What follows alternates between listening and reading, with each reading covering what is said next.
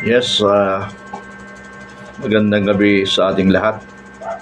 So ang pag-usapan pa rin natin ang patungkol sa Senado. Kasi hanggang ngayon ay nagkakaroon pa rin sila ng bangayan. Pero hindi natin alam kung anong development.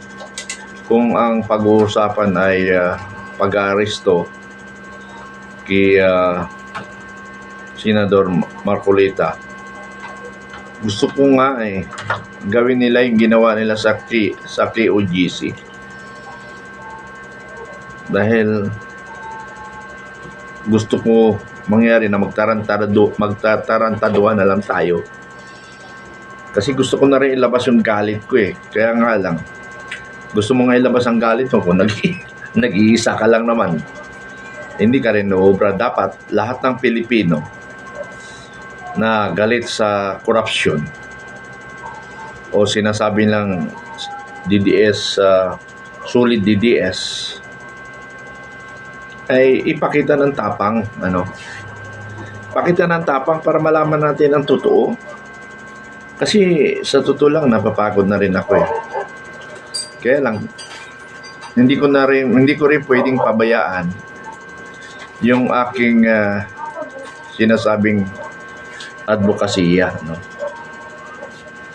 na gusto ko tulungan ang kababayan natin at hindi natin papayagan na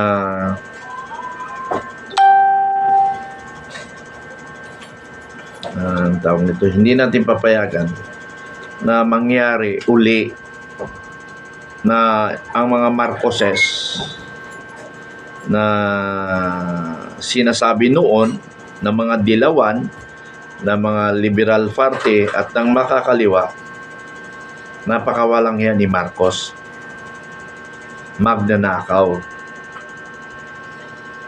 Pero bakit ngayon? Pwedeng pa kayo siyang salamin doon, mahirap magkwanto tingin.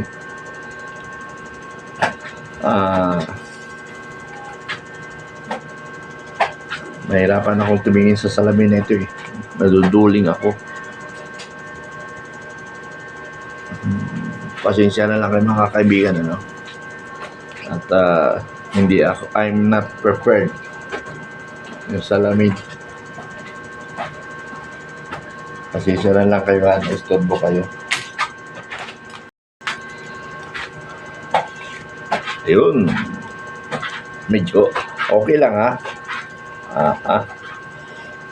Hindi tayo prepared, pero prepared tayo kung ano man mangyayari sa ating bansa, Okay.